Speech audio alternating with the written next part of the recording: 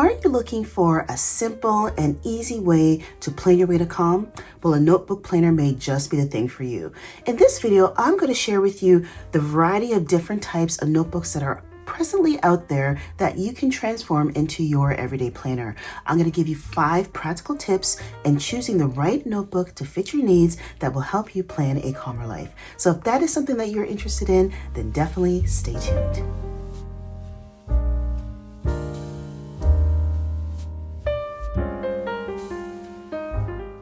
Hello beautiful peeps of YouTube, and welcome back to the channel. My name is Kat and you're watching Planning Calm. And here on this channel, I love to share with you all the many ways I can help you plan your way to calm and plan a calmer life. In one of my most recent videos, and I want to thank you so much for the love that you've shown on that video. I tell you, it filled my cup and warmed my heart beyond my wildest imagination. I just want to thank you so much, if you're new to the channel, for supporting and coming along and watching and subscribing and liking the content. It means so much, and yeah, I'm speechless. And if you are an OG subscriber and you're back for another video, I am so grateful and thankful for you, and your love and support means so much. Now, in my latest video, I talked about my 2026 notebook planner, which is this bad boy right here. And that video, and I'll put it up on the screen and I'll also link it in the description.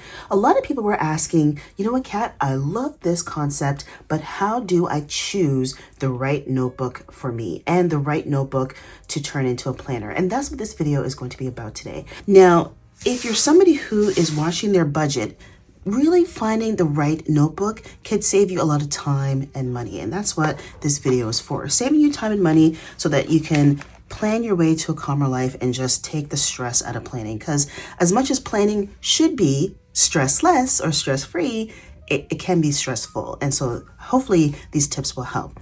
Now, my first tip when it comes to choosing the right notebook to turn into a notebook planner is to choose the right size for you. You want to think about where and how you'll use your planner. So for me, when it comes to the type of planner that I want to use, when it comes to like the right notebook, a desk size works best for me. So a desk focus size, and that usually comes in a B5 or a larger size. Now, the reason why I like larger notebooks as my notebook planner for me, like I said, is because number one, I write large. Number two, sometimes I have a lot to say. And number three, I get stressed out and panicked if I feel like I'm running out of space with things. So a B5 larger size notebook works best for me. And I just keep it on my desk in my office, and I just kind of pop in the information as I need it, or if things change, or if I need to add something. And sometimes I'll even take it up to my bedroom and leave it on my nightstand if I need to add some adjustments or anything.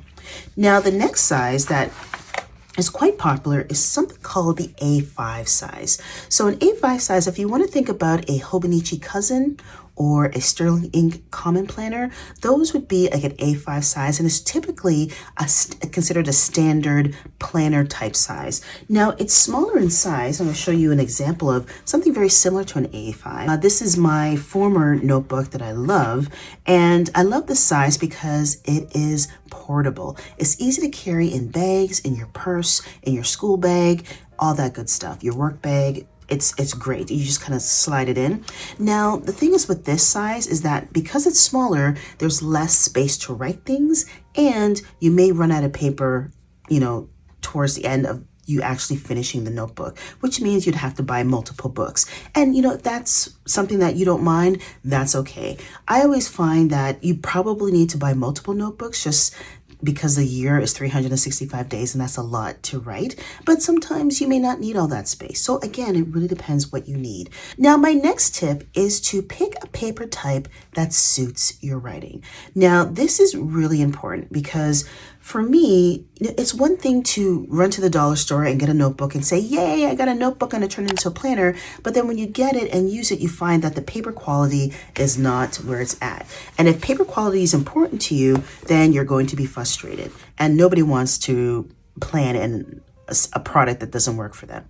So when it comes to choosing the right type of paper, you wanna check for thickness. And some of the fancier notebooks, they'll give you something called a paper thickness scale, or a GSM. And typically when it comes to knowing, like, having the really good paper, you want to pick a GSM that's between 80 and 120. So that means that the paper is heavier, which would mean that any type of leaks or any ink that may bleed through is less likely to happen in a thicker, weightier paper.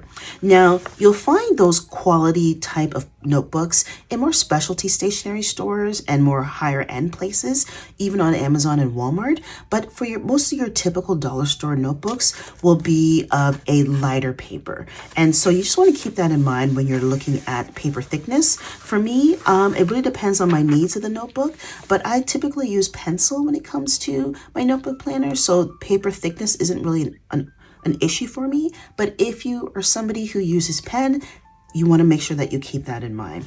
Another thing that you want to look at is different paper styles and how they impact your planning. So one style is called the dot grid, and a dot grid is very, very common. I'm not particularly a fan of a dot grid. I just find the lines a little confusing with my ADHD. But for those people who do like a dot grid is basically a notebook with a series of lines in the shape of a grid. And you'll find this works best for flexible layouts and drawing boxes, almost like bullet journaling if you're familiar with that concept. And it works great. Now, another notebook is like a grid style notebook. So if you think about your grade 10 math class and you're doing the shapes and stuff and you're using grid paper, it would be a notebook made out of that material. And that would be great for structured layouts and making calendars and so on. Next up is lined paper. Now, lined paper is probably the most standard in terms of notebooks. For me, notebooks and journals, most of them come lined, and it really depends on the type of lined structure you're looking for. Now, this journal / notebook, it is lined, and the paper quality is really, really good. And I love this style because I like lines because they're ideal for making lists, which is something I love to do, and making notes, which is also something I like to do. And so there's one option of lined, and also another option would be, like even this planner here, where you have typical lined. And when it comes to lined, some people are more particular with their lines than others. If you're somebody who writes larger, you may want to pick a planner notebook that has a wider space in between each line to give you more room to write. Or if you're someone who doesn't care, you can skip all that. And lastly is a blank notebook. Now, this is perfect for creative freedom. So if you think about somebody who likes to doodle, likes to draw, likes to create shapes and have fun with their notebook planner, then that is the style you want.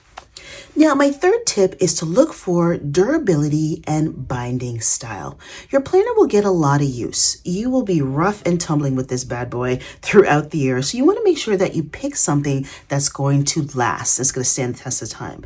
Now, one thing that I would look for is a hardcover, okay? Now, a hardcover notebook will help to protect the pages. So if you're somebody who's going to be moving along with your planner, going to be inside, outside, you may have kids or pets, things like that, hardcover is probably your better option. It protects your pages, like I said. Next up is something called a lay flat binding. So when you are going for a notebook and you want to look to see how they lay, a lay flat binding is when you open up the planner and it lays flat on the table. If it's poking up and it's standing up like that, it may not be, the best for, trying to write in it. So it makes writing easier if your notebook lays flat, if you know what I mean. That just works for some people. I know it works for me, and I know I've gravitated towards notebooks that have that feature. And then lastly is spiral or disc binding. Now for me, I really don't care about the spiral and disc and things like that. But if you're someone who does, then you want to make sure that you are looking for a spiral that's really well intact. Some of the cheaper notebooks will have like really cheap binding, and then 3 months into your notebook planner, it's unraveling, your pages are falling out, and it's just a hot mess express. So find one that the binding is really tight, and that will allow you to, if you so choose, to add or remove or like tear out pages or rearrange pages to help suit your needs. I'm thinking like the Happy Planner, like a Happy Planner style notebook would be perfect for that because it has a disc system that allows you to remove and replace pages at your leisure. My fourth tip is to think about the customization potential, which is why a lot of people gravitate towards having a notebook planner in the first place. So you want to pick a notebook that supports your planning style. You want to think about, does it allow me to insert any type of, things like, for instance, my current planner inserted just some dollar store, page flags on it. And I love that.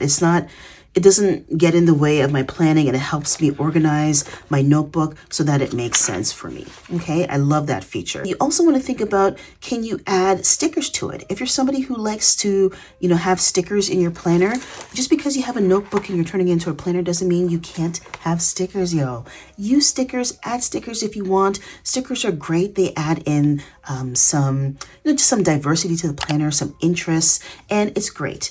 You could also want to think about if you want to, or if you can, add pockets to your planner. So if you want to add in like an extra page pocket at the back of your planner, of your notebook, you can definitely do that. And it's such a great way to customize your notebook. And then lastly, my last tip is to consider how it feels to use your notebook planner daily.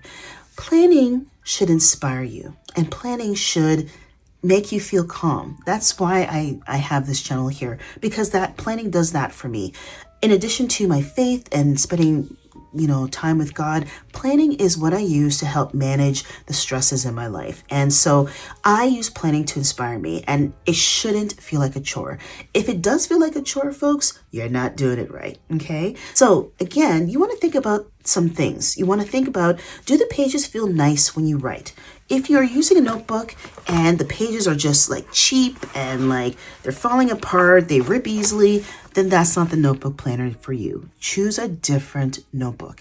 And that's another thing to consider, okay? If you are getting in and you bought a notebook and you think it's going to be the greatest thing since sliced bread, and you start using it and it doesn't work, stop and find something else. There's no point in using something because you feel like, oh, well, I spent $20 on this notebook and I have to use it. No, get rid of it, sell it, donate it, give it to a friend, and choose something else. And the next thing to consider is, do you enjoy the cover and the style of the notebook? Now, for me, I love a good notebook with a nice vibrant color or some type of pattern, like these 3 examples here. It just adds so much personality and interest when your notebook has something going on. So choose something that has, dynamic colors or has a great velvety feel, like this notebook planner here, or something that has, just some interest, color and interest. It just makes it feel just so good when you pick it up to use it. It's just so much more fun. Well, there you have it, my friends. I hope these practical tips have helped you in your, notebook planning journey. I know there's a lot to unpack here, but take your time. This is a fun process when you decide to kind of make your own planner and, try to kind of figure out what you need, what you want, what works best. So take these practical tips into your next purchase of a notebook and then figure out if that is the best for you. And like I said, if it doesn't work, feel free to opt out and try something else. It's all about learning and growing and making mistakes in order for you to make sure that you're on the road to plan your way to calm.